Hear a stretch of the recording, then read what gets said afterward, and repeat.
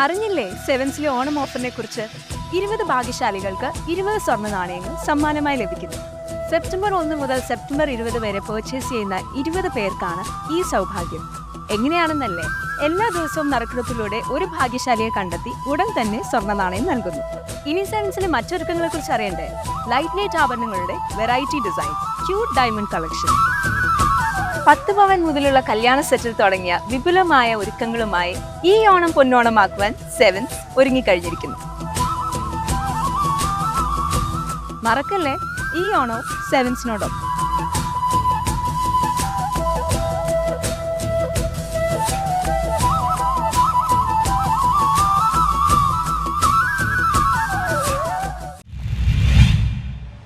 എരമല്ലൂർ കോലത്തിശ്ശേരി ശ്രീകൃഷ്ണസ്വാമി ക്ഷേത്രത്തിൽ അഷ്ടബന്ധ നവീകരണ സഹസ്ര കലശത്തിന്റെ പ്രാരംഭ ചടങ്ങുകൾക്ക് തുടക്കമായി.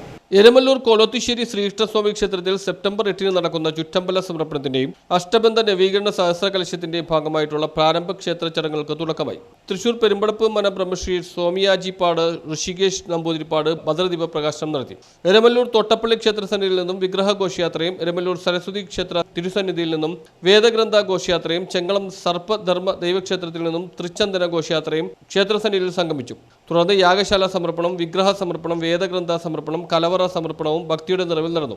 നിരവധി ഭക്തജനങ്ങൾ ചടങ്ങിൽ സാക്ഷ്യം വഹിച്ചു. ക്ഷേത്രം തന്ത്രി ചന്ദ്രൂർ മുല്ലത്ത് കണ്ണൻ തന്ത്രി മുഖ്യ പ്രഭാഷണം നടത്തി. തുടർന്നുള്ള ദിവസങ്ങളിൽ ക്ഷേത്ര ചടങ്ങുകൾ പതിവ് പോലെ നടക്കും. 11ാം ദിവസമായ സെപ്റ്റംബർ മാസം 8 രാവിലെ 8 അഷ്ടബന്ധ ക്രിയ സഹസ്ര കലശാഭിഷേകം, പൊന്നുണ്ണിക്കണ്ണിന് സ്വർണ്ണക്കിരീട സമർപ്പണം എന്നിവയ്ക്ക് ശേഷം ഉച്ചയ്ക്ക് 3 മണിക്ക് ഗുരുവായൂർ ശബരിമല മുൻമേൽശാന്തി ഏഴിക്കോട് കൃഷ്ണദാസ് ക്ഷേത്ര സമർപ്പണം നടത്തും. കണ്ണൻ തന്ത്രി അനുഗ്രഹ പ്രഭാഷണവും നിർവഹിക്കും. ക്ഷേത്രം പ്രസിഡന്റ് കെ അശോകൻ, സെക്രട്ടറിമാരായ വി.എം. ദിനേശൻ, ഇ.ആർ. അനിൽകുമാർ, ക്ഷേത്രം ഖജാൻജി R. Prakashan, vice president Sadanandan, assistant secretary P K. Akshayakumar എന്നിവർ പങ്കെടുക്കും. തുടർന്ന് നെയ്യുകൊണ്ട് സഹസ്രദീപ കാഴ്ച, സോപാന സംഗീത, അർച്ചന, നാടൻപാട്ട് എന്നിവയോടുകൂടി ചടങ്ങുകൾ സമാപിക്കും. News bureau, Eramallur.